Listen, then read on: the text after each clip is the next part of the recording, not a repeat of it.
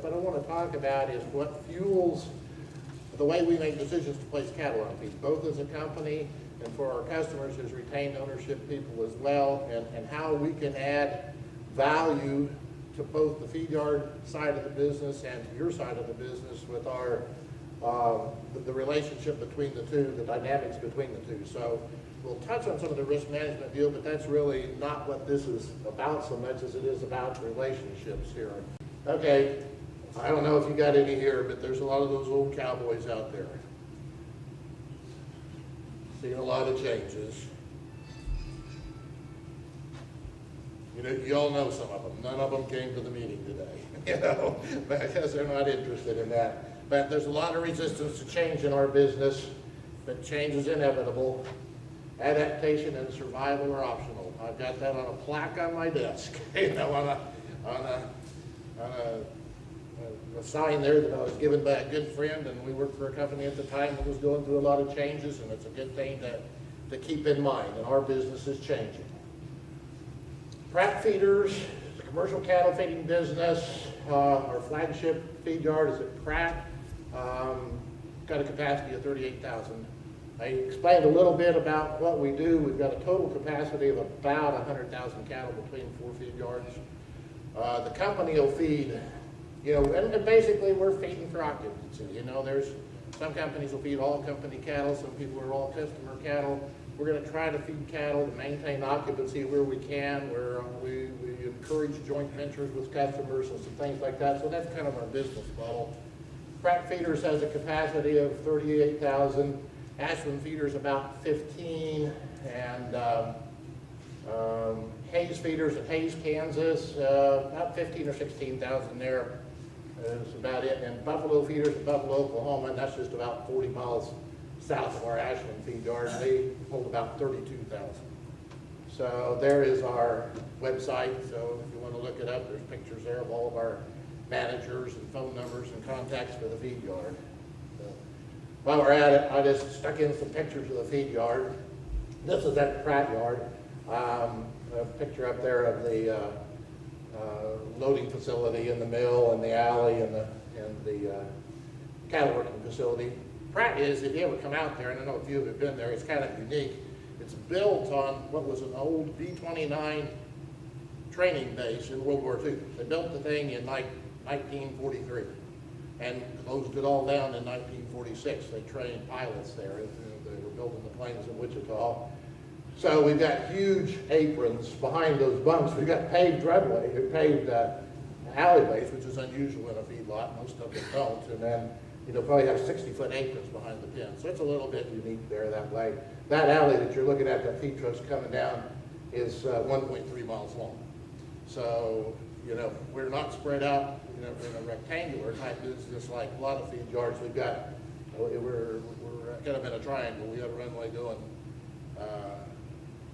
south and east, and one going north and east from the office there. Some pictures of some cattle in the pens. I had a neighbor, he used to like to tell a joke about the two old cowboys up in the sale barn. And one of them asked the other, says, by the way, have I ever showed you any picture of my grandkids? That guy says, no, I sure do appreciate it.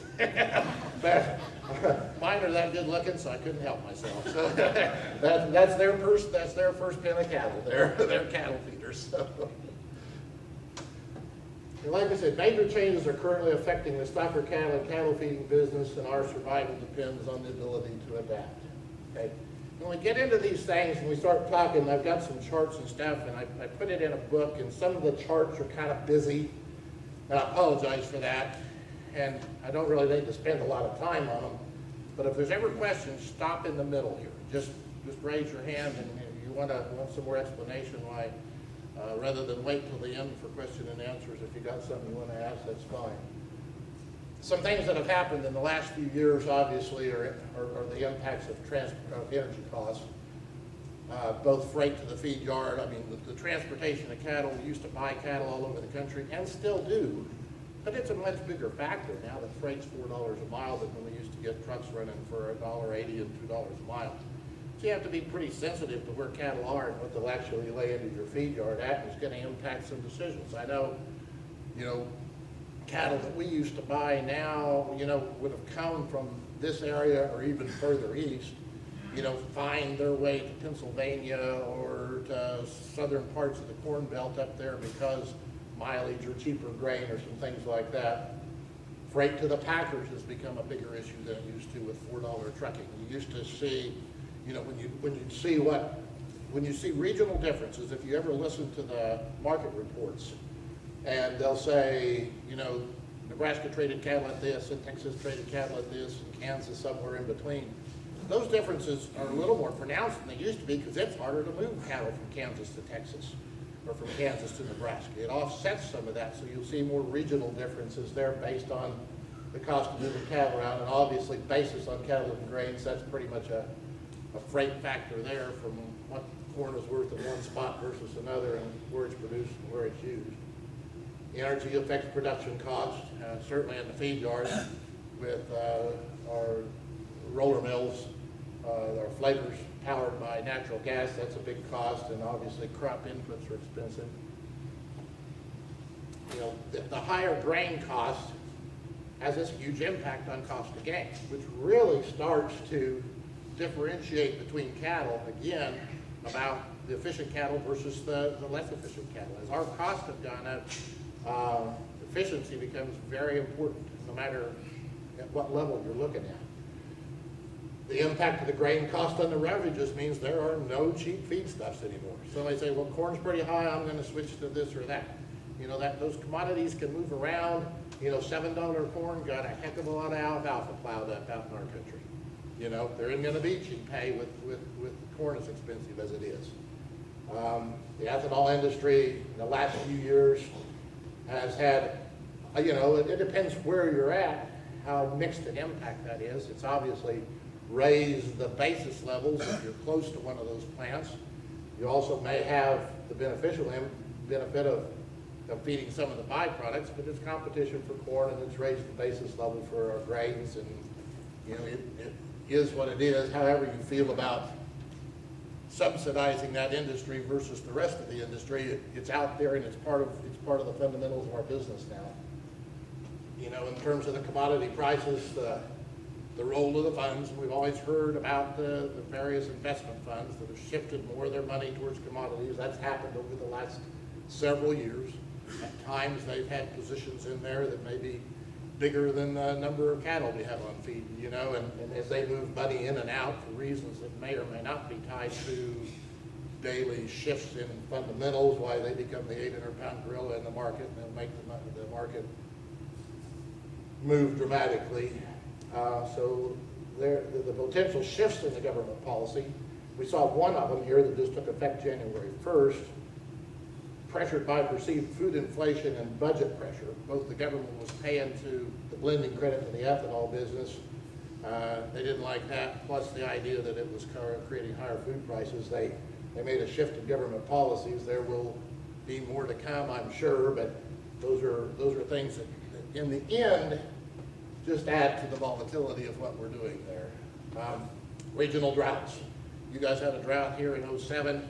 We were just talking down here, there was probably cows that made the trip back and forth from Tennessee to Texas between the last two droughts. The Southern Plains in 2011 was tough. I mean, this year it's a little hard. It's kind of south of I-70. Southern Kansas and Oklahoma and Texas hit the hardest. They had a pretty good year north of that. We were actually feeding some hay. We just did not grow enough hay or corn in southern Kansas there, and we normally do. We can buy our corn and hay fairly locally. We're shipping hay from South Dakota, so that adds $100 a ton to the freight. So those things are local, and you guys know that too, because you've been through that here. The reduction in the cattle numbers, you guys saw the last inventory report. Due to the drought, the economics, and the demographics, we now have the lowest cattle inventory since 1952. And what that says is, and I know this is kind of a stocker crowd. I think they told me, we'll have cow-calf producers here as a percentage of the crowd, but mostly a stocker crowd. The stockers, the feed yards, and the packers, we're all margin operators. We got to buy a calf from somebody, make it bigger, and do what we do with it. Either we're selling a fat or selling a feeder or whatever. And so we're all competing for a smaller and smaller calf supply. And of course, we all know what that's done to the capital requirements. You know what calves are bringing to restock your stocker operations, and I know what feeder cattle are doing, and you know, across the board there. These are all big changes we've got to deal with here, and they're redefining the rules. And they've created this unprecedented volatility. So everybody says, what's the market? You know, we're at unprecedented levels. We sold cattle in Kansas. We didn't get it. I guess there was a little Kansas trade at 129. Central Kansas, they're the highest bid we can get. We sold cattle at 128 on Friday. I mean, that's historic highs. You know, and everybody's sitting here saying, gosh, is it a never-ending well? And I put these charts up because not that they're important, but just to express the volatility. You know, this goes back to corn back to 71, you know, and you can take some drought spiked years, including 96 over there, and we traded for most of 30 years in the corn price within a, what, 2 to 350 range, and most of it between 250 and 3, you know? And now the volatility and what that does to your feed cost is just something you've got to deal with. April live cattle futures the same way. You know, it's always been volatile, but for, you know, in the 80s in there, you know, when cattle were below 60, they were cheap, and when they were above 70, they were high. And then we went up and found a different parameter to trade in for a while in the 90s, and you know, now it's, you know, it's a different thing. Feeder cattle, and again, the charts. The only reason I put them up was just to express the volatility comment I had made, and that's the environment we're faced with here right now. Monetary policies. We all turn on the radio and we listen to them talk, and they're quoting the meat $3 higher, and choice select spread is this, and this is what the cattle on feed report says. And you know, but nobody ever says, and by the way, this is what the Canadian dollar's doing or the Australian dollar's doing. You know, money flows in and out based on that, and so again, what's the market going to do?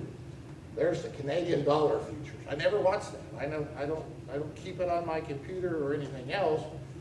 But this summer, I mean, I can get to it, but this is not a market I watch. But this summer, you know, we got up there to $1.06. You know, and then it's fallen off since that when the dollar was very weak this summer. And there's a corresponding chart for Canadian live cattle imports. Okay, and the dotted line is 2010. The red line is 2011. Well, you know, he mentioned there I used to work for Montford, which headquarters in Greeley, and I know more about them. I mean, they're a very good company, but I know part of their business plan is always to kill some Canadian cattle. They've got a plant in Hiram, Utah, one there in Greeley. I know IVP does some in their Nebraska plants too. A lot of those Canadian cattle they're kind of calf feds, you know, and they come that time of year, and so those cattle, because of our weak dollar, couldn't come across, and that was a contributor to keeping the northern prices at a premium this summer. But I mean, those aren't things I watch, but they're part of the market. So what's the market going to do? I mean, very meekly, I don't know. You know, I don't have a clue, you know, of what it does from this point. I know it's volatile. So we have to manage risk, and that's kind of becomes my job at a couple of levels. The market risk, I'm really not going to spend a lot of time with that because we know what those tools are, futures, options, and contracts. The marketing side we will talk a little about because we do have ways to market premium cattle and try to find ways to get more out of them. Whether they're cattle, whether we're going to sell as commodity cattle, whether we're going to grid those cattle, whether we're going to push cattle into different time frames, etc. We've got some potential there. The more important thing I can do is on the production risk side. You know, those tools up there, they're kind of in their own category of managing risk, but the production risk, you know, when we're talking about you calling and wanting to sell Pratt Feeders or any other feedlot cattle, you know, we need to know in terms of what we can expect from those cattle, from their health, you know, what feeding performance we can expect, and their premium potential, which is, if you bred some genetics into those cattle, could those cattle be marketed through some sort of a specialty program, a grid system, or something to generate a little extra income? Now, I'll concede at this point that what we're talking about getting more money out of cattle right now, if y'all are selling feeder cattle right now, you really don't need much help. You know, I mean, they're at a high level, you know, there is such a demand for them, but at the same time, it's not always going to be that way, and even now, with these feeder prices at these levels, I'm trying to find cattle that have got extra value. You know, it's one of the only ways to make it work, and it's what we're really talking about here is what relationship could exist between you guys as producers and us. I mean, I can feed commodity cattle, you know, and doing it. I mean, and there's going to be lots of them, and there always will be. There will always be number 2 yellow corn, commodity corn. We need to find a way to identify some extra value. I would say that Pratt Feeders and companies like ours, I would hope, may have a little bit of an edge over that. I've worked for a large corporate company. They're a very good company. They're a very well-operated company. But it takes volume to keep them going, you know. And I can't, at Pratt Feeders, go blow my brains out bidding on commodity cattle against the Caprocks and the Five Rivers and you know, Cactus people. I mean, I've worked in one of those. Their operating costs are cheaper. You know, I cannot necessarily compete head-to-head on those. I'm out there trying to find cattle that I think I can realize some more value out of if I can. That being said, we still feed lots of commodity cattle because there's not always enough of these others, but that's where we're going. So from here, I'm going to make the analogy that it's a little like you're up here touting, or as an investment advisor. The analogy is between this and the stock market. You know, if you guys have got something to sell, you've got an investment, and your calf is somebody else's investment. You know, for $1,200 for a feeder steer, an 8-weight feeder steer at $150. You know, he's going to be a pretty big investment when we write a check for him. So ranchers are always asking someone else to invest in their calves each year. And look at yourself as the CEO of that business, of that company. What do you have that you can offer that differentiates your product? The cattle feeder writes the checks, no different than somebody that buys stock in a company and needs to know the potential economic performance of those cattle, the potential carcass merit, genetic predictability. Those are all highly important things. And the performance history, you know, you need to know. And I'll sit there every day and I'll pull that spreadsheet up later. I mean, many times a day people call in and they'll say, I've got a set of 800-pound heifers that have been in a backgrounding yard and they weigh this and their flesh is described at this and their quality, and I'm in there making projections based on my experience with those cattle and what I think their average daily gain might be, what their feed efficiency might be, and projecting a break even on those cattle. But I'm doing it over the phone on cattle I haven't seen and basically basing a lot of my projections on my image of what those cattle is. If I don't know the cattle, they become, to me, commodity cattle. You know, I know what the breeding is, and then the range, they become commodity cattle. But, you know, I'll project a 700-pounder green off grass much differently than an 800-pounder, for example, out of a backgrounding yard. So, but I do that on a daily basis, as well as health history and nutrition history. If I know something about the cattle, that's fine. You guys are all from this, you know, and I'll plug that in. You know, I can plug the cattle in with a 0.5% death loss or a 5% death loss, depending on what I may or may not know about those cattle.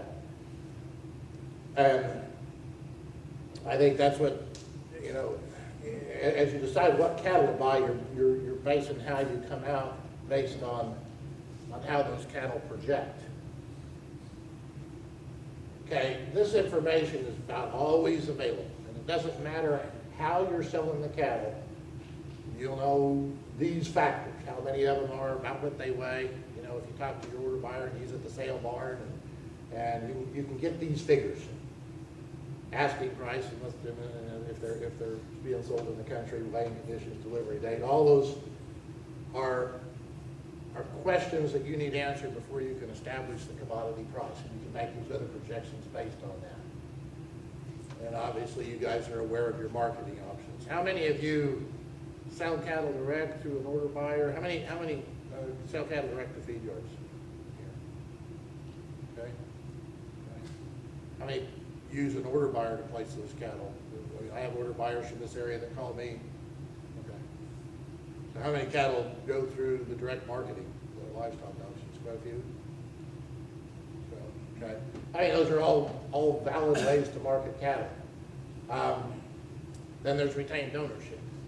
I was talking to Emmett a little bit ago, and he said, somebody asked him, he says, why would anybody want to retain ownership of feeders with these products? We run a feed yard, and if anybody calls and wants to feed cattle, I'm not going to try to talk you out of it. I'm going to tell you it'd be a good thing. But generally on commodity cattle right now, because of the balance between the available feeders and the demand for feeder cattle, I couldn't stand here and tell you it would be a very good deal. But there are cattle out there that it does pay you to retain ownership on them. You've put some management into those cattle and have the genetics. I saw, and it's unusual. I mean, I've seen some closeouts this summer when the Choice Select spread got out to $17 or $18. Some cattle that plus the grid as much as $150 to even $180 a head.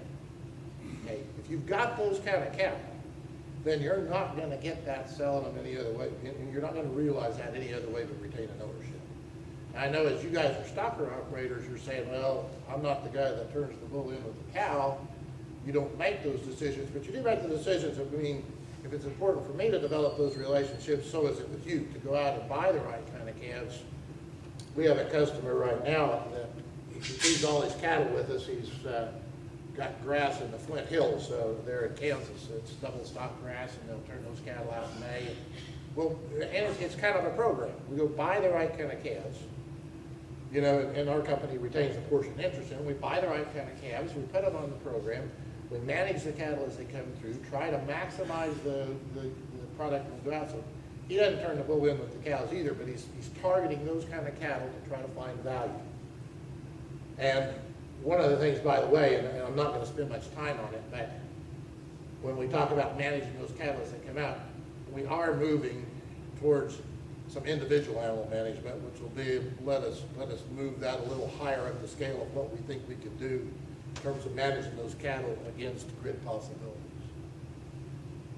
I'm kind of going through this kind of fast. Any questions? I really haven't stopped here, so the question is, what represents value to the commercial cattle feeder, and what can the commercial producer do to differentiate his product? So just remember this, you know, that what you produce will be a commodity until you can differentiate it. I mean, and it just, and it doesn't really matter what commodity it is. You know, it's and I think that's what you're trying to do. And there's nothing wrong, and by the way, there's nothing wrong with producing that commodity. If you're going to be a commodity producer, you focus on being the low-cost producer, you know.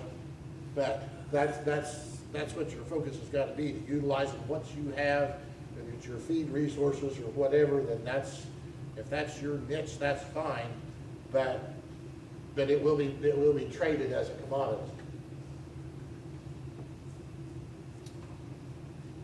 But the information is going to be what differentiates it. So the old rancher there's want to know, what can I do to sell more than a commodity product? And I think it's crucial that you develop some kind of relationships with people so you know what you're producing, what they do, to the people you sell them to in terms of how they perform. Communication's important, and then you have to recognize what's the market telling us. Well, it's kind of what I told you. What the market's telling us right now is probably, if you're considering retained ownership on commodity cattle right now, I have a hard time justifying that unless you just want to bet on the company, because that's, you know, John's going to have a conversation on risk management, and I'm going to be down here taking notes, figuring out that part of it here, because you know, right now the demand for feeder cattle is such, and the optimism in the industry is such that that's a tough deal. But at the same time, it is telling you things about certain groups of cattle and how you ought to be running your business. So I think if you're going to go that route, if you choose to do something besides pursue the commodity business, you need to establish those relationships to where you can get that data back. You know, at times there'll be times you may want to partner with the feedlot. You know, if you've got, and by the way, I do that fairly frequently. People will call, people that have never fed cattle before, they know they've picked the right bulls for generations, they think they've got good cattle, they want to get some of that feedback, and we'll agree on a price, and we'll feed half of them, and they can retain 50% interest, or even as low as 25% interest at times, just to kind of get their feet wet feeding cattle, retain some ownership, and find out if those management decisions they're making at home are paying dividends down the road. So then we start to think, what should you start to look for when you're producing feeder cattle? And I can tell you from where we sit, I've got the spreadsheet, I'll show you that a little later, and you can plug in death loss and medicine cost and average daily gain, and everybody likes to go down to the coffee shop and talk about their steers that gain 4 pounds a day and 3 a night, you know, or whatever. But feed efficiency is the most important factor in there in terms of driving cost of gain. This is what I told you. I've got a couple of these charts. Is that visible to the back? Okay. It's kind of busy, and I apologize for that, but I didn't really know how else to spell it out here. That if you change the dry matter conversion, feed efficiency, by 0.3 of a pound, so in the column on the left, the 900-pound steers, if he converts at 6.4, it costs $1.2307 to feed him, and that's using 6.95 corn. If you drop that 0.3, it costs $1.1783 to feed him. That's worth $23.58 a head. Move in that conversion 0.3 of a pound. And goodness knows, between fleshy cattle or poorly handled cattle, I mean, it's not very hard to move at a pound sometimes. You know, that doesn't seem like a big move, but what it amounts to, $23.58 against a 900-pound steer is $2.50 difference in what he's worth as a feeder. So if I have some clue he's a better converting animal, I've got a little more room to push on him, bidding him on him as a feeder. Now, these figures here are irrelevant. I mean, I did them on the 2nd day of February, and the market's moved quite a bit since then, so but they do point out that example. You take a 600-pound steer, and you would expect him to convert a little more efficiently. So I gave him a 6 pounds and moved it down to 5.7 if he's green and good and, you know, performs well. Moved his cost of gain $5 a hundred. It's worth $33 difference in the per head, which if you take $33 and divide that by a 600-pound steer, changes his value as a feeder if I'm buying him by $5. So it becomes critical that I'm able to make these decisions. And again, when somebody represents cattle to me that I don't know, I'm kind of forced to slide into the commodity role and assume he's a commodity steer. And if we buy 10,000 commodity steers, I'll hit the averages pretty close. Some will be better, some will be worse, you know, but we'll hit the averages pretty close. But if I can differentiate the animal that are worth a little more, you know, we'll be able to be more competitive and market those cattle better. I get asked, I don't know how many times by producers, what weight should I send them to? And again, with the current cost and prices, should I send them to you at $7.50? Should I send them to you at $8.50? Should I send them to you at $9? And I think, you know, there isn't any good answer to that, but I can tell you when you work through the math, because it generally right now with our higher price cost of gain, depending on what you've got at home, you can probably put that weight on, because people want to take those cattle and make them weigh 9 and wonder if it's feasible, because they see they're going to bring less return back on the cost per pound. You have to evaluate your efficiency at home.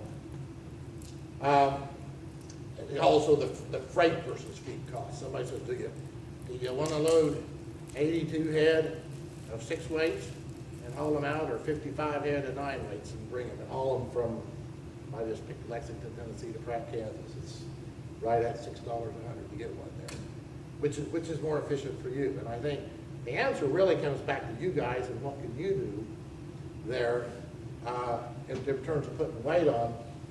And I also made those assumptions about conversions, and those are also greatly variable. We'll have lots of 9-weight steers that will convert under 6, and those are very generic terms in there. And again, a busy number, but on the 2nd day of February, 2 columns over there. One of them, you bought the 6-weight steer on the 2nd day of February, the one on the right, and you just placed him on feed. So he goes into the feed yard weighing 600. I used that day at about 65. I could buy for that now. And he comes out against the August contract, again, 8 and 20s where he comes out. Projected him to convert a little more efficiently than the big cattle, but that's what he's worth that day. You buy the same 6-weight steer, and I really didn't use, I don't know you guys' programs here. I would have more used a program for that 6-weight steer being bought, like I was telling you about our customer that might have taken that steer to grass. He's not uncomfortable taking the 7-weight steer to grass. He's going to come back into the feed yard weighing in the 9s. So he's going to lock him up and feed him in the preconditioning setting for 90 days, put on about 1.5 pounds. He's going to go to grass weighing 735. He's going to spend 90 days on grass and gain 200 pounds. 50 cents actually is not just the cost of the grass. There's some freight involved in that as well, but that getting laid into the feed yard. But he lands into the feed yard, if he weighs and hits those projections, and he's worth 131.66. That's what we have in. So we've cheapened him back quite a little ways, and then in addition to that, we still put on the 590 freight. I came back here for your freight, but not for your racing programs because I'm not familiar with that. He delivers to yard at 137 versus a value of 170 on the other one. Bigger steer coming in, so you feed him to a heavier outweight. I got him breaking even against December at 125.23. So in that given day, the chance to put more pounds on him outside added quite a lot of value to him. At the time I did this, and I don't know what the D Sport's trading somewhere around 134 right now. I think it was maybe 132 at the time. I had an opportunity in the right management program to manage some kind of a profit with some kind of risk management considered in there on the steer that had some grazing program in front of him, but hardly any against the other cattle unless I were willing to stay exposed and bet on the company. So now, everybody's got a different situation. You got to know what your cost of gains are in the background in yard, how you can handle everything from the health issues and all that. But that's an example that says the cost of gain structure relative to the market price of finished cattle has kind of inverted with the high prices. You go turn around and you run those same cattle, put them back in the same program and use $4 corn instead of $6.95 corn, and now you get to put a lot of cheap gain on that 600-pound steer, and the advantage goes back to the lighter steer. So, you know, if his corn $7 or his corn $4, that changes a lot about where it's economical, what you're making in your program. So, I would say this: if you're someone that's a retained ownership operator, you got cattle out in your own yard, you can probably put pounds on them cheaper outside the feed yard. We've got a couple of customers that do that, and they've got access to quite a lot of their own feed. And they'll send us a lot of cattle that weigh 1,000 pounds. You know, they're pretty well half fat. They don't expect, I mean, their expectations for what those cattle are going to do in the feed yard are adjusted to the fact that they're 1,000-pound cattle in the feed yard. We're able to sell a lot of those cattle, you know, with really reasonable days and keep their cost of gains reasonable. But they're weighing that balance there that I'm going to buy a 600-pound steer, I'm going to put 400 pounds on him at home, going to send him to the feed yard, but probably they can do a better job of marketing the fat animal. You know, he's feeding a higher roughage type ration, and he wouldn't be able to produce cattle that are going to yield to the packer as well. So he can send him out there, put 90 or 100 days on him in the feed yard on a flake corn ration, and that program works for him.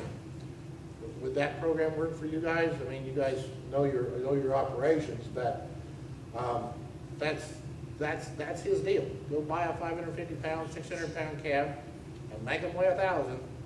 1,000-pound steers are hard to sell, you know, unless you're part of a program there. Secondly, if you're buying feeders to place on feed, sometimes you can buy the weight cheaper than you can produce it in the feed yard. Right now, I can probably come closer on a big steer than I can buying a 6-weight. For one thing, I'm competing with the crazy people on the light cattle. And then the bottom line is always the waiver, many exceptions to this generalization. Somebody somewhere has got something unique, they've got a byproduct, access to, you know, whatever that maybe doesn't make that generalization right, but in general, that's probably what we're seeing a lot of. Questions? Yes? You made a comment, maybe I just missed it, but what is the premium for grass-fed beef? You know, somebody just grazing cattle and you're sending the feed and they haven't been grazing along the way. Is there a premium for you in the feed yard for that? Okay. The question is, not necessarily grass-fed, but grass-produced feeders. Right. The question is there a premium for grass-produced feeders? And the answer is, you know, not that, I can't quote you a number, but I can tell you right now, if somebody calls me and offers me 850-pound steers out of a backgrounding yard, or fed some sort of a grain or backgrounding product, I'm going to assume a different dry matter conversion on him than a grazing steer. You know, probably by 3 or 4 tenths of dry matter conversion, which is easily $3 or $4 a hundred. So, and that's no different than through the direct marketing deal. You would hope that if you're giving an order buyer an order and he goes to the sale barn and he's able to tell the difference between a fleshy one and a green one, you know. So, as far as saying here's a number and there's a premium, I think it's being able to recognize the performance potential of those cattle and the fact that those cattle that haven't been exposed to as much starch are going to be pretty efficient. Which kind of brings up another point. There is quite, you know, but I grew up in backgrounding cattle way before the distillers' products were available. When you talk about cattle coming out of these backgrounding yards, and I never fed any of it in a backgrounding situation, but there seems to be quite a bit of difference in the way cattle perform in a feed yard, out of a backgrounding yard, if they haven't been exposed to as much starch in the backgrounding program. If they've been in a deal where they've been eating distillers' byproducts and stuff, you know, the old backgrounding programs used to require, you know, used to have 8 or 10 pounds of grain, milo or corn or whatever, and those cattle would feed like a rock when you got them to the feed yard. I mean, they would not be very efficient at all. It seems like the backgrounding programs that avoid putting a lot of starch in the ration and use more distillers' grade product to be more competitive. But that being said, there's still nothing that's going to compete with a steer that's been on grass and has not been supplemented. Those cattle will be the most efficient cattle you can buy. And those are the kind of cattle you seek out. Is that sufficient answer there for, okay.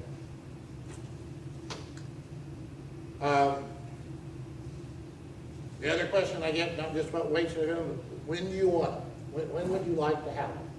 There's several things to consider. You know, the market structure, which is the projected out rate.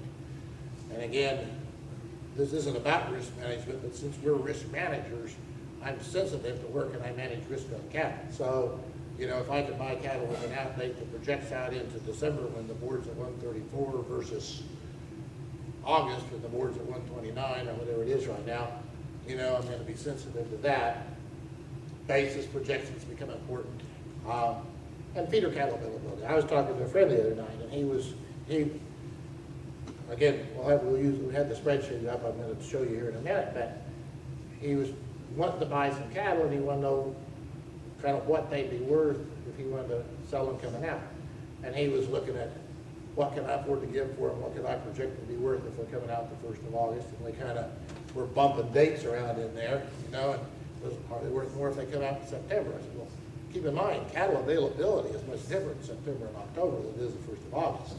So you're going to background cattle and come out against lots and lots of those green grass cattle, you know, that are coming, at least in our country. Your green cattle may move a little earlier back there where you've got the fescue, I don't know, but, you know, there's lots of cattle availability in September and October, so if you're planning your deal, you want to plan your market for that date. If it's what fits your program, and that's where you're most efficient, yes, but that's part of what's got to be considered about what date you'd want to shoot to market. And this is just a basis chart. Again, it's not really to talk about the basis, but it's to say, you call me one day, and everybody talks about the slide on cattle. I got an 850 steer, and how much more is an 800-pound steer worth? From a basis standpoint, I guess I should stop and explain, because I was showing my wife this slide, she didn't understand basis, and she said, maybe everybody else does, but stop and explain, the basis is the cash price minus the futures price.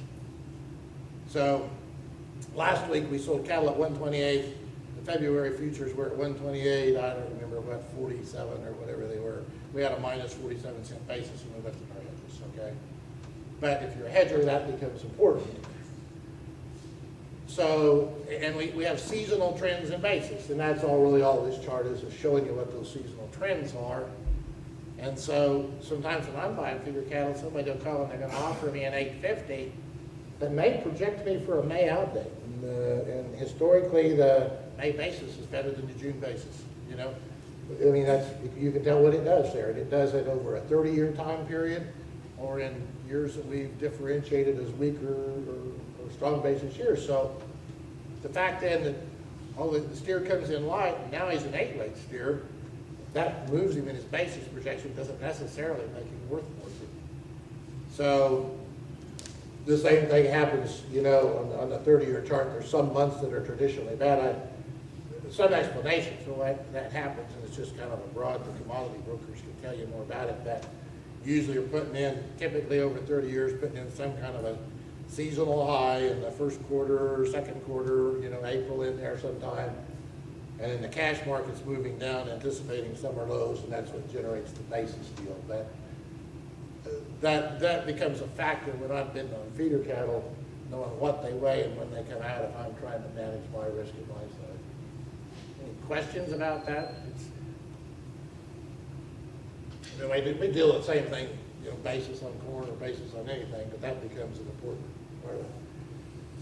So now we talked about those market factors. Let's talk about the kind of cow you're going to produce.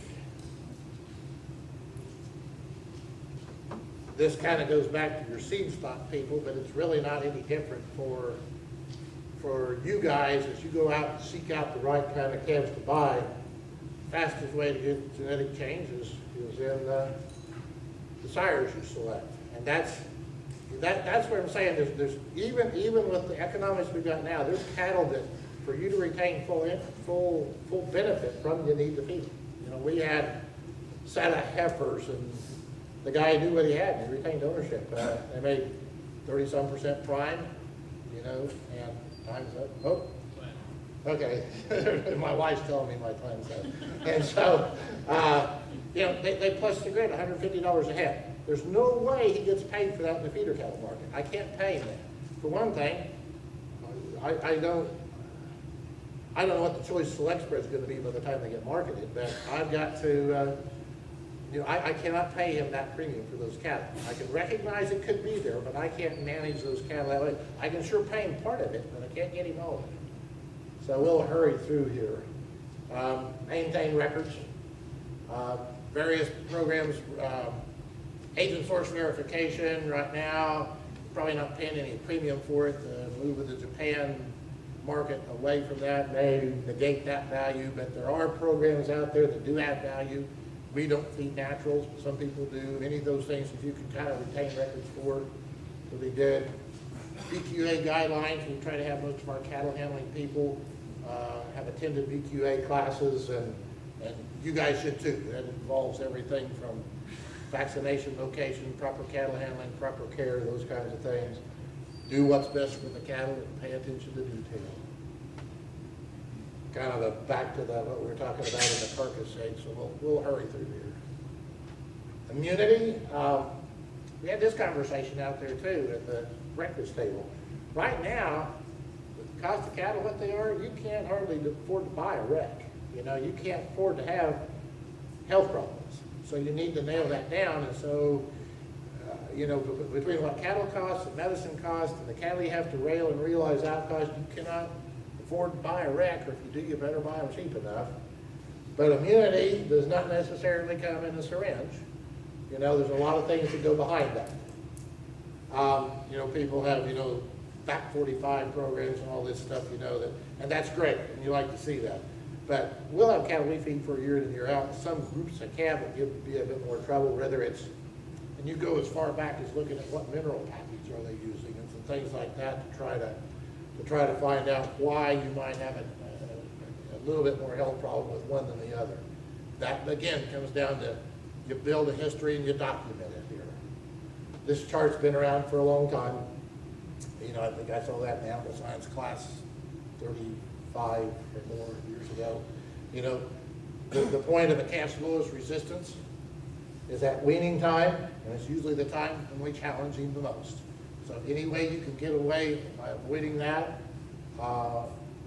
is to your advantage. I mean, somebody told me back here in Tennessee once their weaning program was the 24-40 system, 24 hours on Interstate 40 headed west. But, you know, if we can avoid that deal on those weaned calves, we're way better. Back to what I was saying, you can say, okay, Dave, you asked that, what's it worth? If I do all this, what's it worth? Most people don't have the records to show that. You're going to have to participate to get there. Yes, if I bought cattle from you the last 5 years and I've had good results with them, it is worth something. But if you just call me and say, I'm jumping through all the hoops, what's it worth? It's a little hard to put a number to. So you got to keep good records, maintain good inventories. Those are the things that are important as you offer cattle.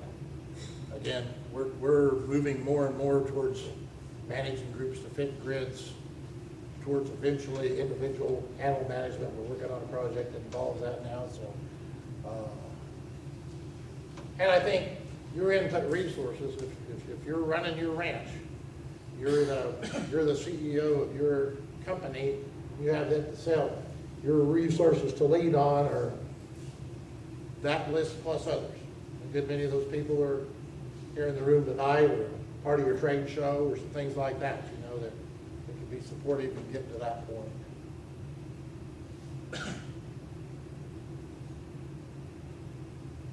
So I think the whole thing is involved is forming those alliances. None of us is as good as all of us, and I think that's one of the things that, how you say, with the economics like it is, it's a little tough to make a case for, but I do think that's how we get better. Is I'm not one of those people that thinks there needs to be an adversarial relation between the feed yard and the packer, you know, nor do I think there needs to be one between the feeder cattle producer and the feedlots. I mean, we're not the big bad guys out there running a large operation, you know. I mean, I really think that as progress is made in this business, those alliances become important. Just to recap, you know, what we do, we're a buyer of feeder cattle, so you can contact me if you like. Jerry Bone is the general manager of the company. He and I both office there in Pratt. We're a custom cattle feeder. We feed 35 to 40% of our occupancy, but we still see ourselves as a custom cattle feeder first. The majority of our cattle are owned by customers, and we offer financing on feed. We offer financing on cattle. We offer some risk management services and some things like that. So if you've got any interest, give us a call.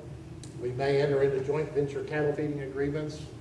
That kind of depends on when cattle are offered. We'll try pretty hard to be able to participate in those, but at some prices, you know, guys offered enough that we feel like we can't manage our side of the risk. We're not always going to say we'll do it every time.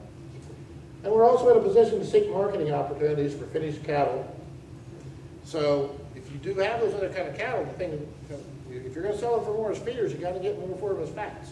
You're going to get part of it in performance, but you're going to get part of it, I think, in marketing the cattle. And so there's several grid opportunities available. We really don't do very much with JBS Swift because of our location. They don't have a plant very close to us. We occasionally sell them, but we have packers from IDP National and Cargo visit our yards every day. We've all got grids available. Some of the grids will favor the higher grading cattle, others the higher cutability cattle. So we use the analogy of of an investment type opportunity, and I just use that quote from Jack Welch about what it takes to be competitive. He's a retired CEO now. So face reality as it is, not as it was. Be candid, do things right, change before you have to. Control your own destiny or somebody else will. So maybe I better skip that other deal there right now, that break-even thing. I'll tell you what we could do is, in a break or something, I could pull it back up at that time. So I've kind of overrun my time there. So I would like to take a question, maybe, if we could have a quick question here. Yes? You made reference to, paying those 30 months, do you see the source of anything go away? Well, yeah, probably. We don't even know for sure. Maybe there's an answer out there. If they go to 30 months, for one thing, right off the bat, there's just 4 of them. And we were already running into a little bit of problem with 21 months. It's easy enough to do. There's times there's plenty of them. You know, so we're already running into some issues there. U.S. premium beef told us they're back in the spring, probably don't pay much premium for cattle. If it's there, if the market gives it to us, great. But as far as us buying feeder cattle, probably don't anticipate it. We don't know if Japan goes to 30 months, you know, will they take dentition, which is what the South Koreans have taken, and John may know the answer to that question, but I haven't heard that yet. But if they'll accept dentition, then there's gobs of them. You know, they won't have to do anything. If they still require a paper trail, like they have with 21 months, there may still be some premium, but it may or may not be enough to justify what you have to do to qualify. We'll have to see what the market gives us. Anything else? Yes? We've had a lot of questions at times about implant strategies and or programs with the stocker or background in program. What's your view or opinion on implant programs on feeder cattle before you get your implant? Yeah, the implant programs, he asked, what's our view for implant programs on cattle? And I guess I'd say, as feeder cattle producers, if you represent them as not having been implanted, I mean, that's fine. We're not in the hormone-free program. Those cattle will perform better. I think that becomes part of the point that you were saying about you have to figure out where in this niche you want to be. Because at a certain point, when the choice select spread gets very narrow, we're all producing pounds. You know, so, but if you want to manage towards that $150 premium, you know, let's not implant them out there. Let's manage the implants and the beta agonist right. You know, the either Optiflex or Zilmax. I mean, we need to start early deciding what program we're targeting here. And if you're just producing pounds, then I'd be aggressive. I mean, it's what I would do if I were running it. You know, we could buy non-implanted cattle and probably know that we'll get some bump at the feed yard in performance, but if I were in your shoes, I'd be aggressive to put pounds on. But if you decide I want to pursue a different niche in the market there, then I think you might adjust that and become a little less aggressive. Some of our guys that are really producing the high grading cattle probably don't implant at the farm and let them go to the feed yard. And at that point, we will adjust our implant program accordingly too, knowing that we're trying to produce a 97% choice, 30% prime animal if we can. You know, so I think that becomes the difference of we had one of those other grids up there. Decide what you're targeting to do. Okay, let's thank Mr. Latta, and he'll be available too.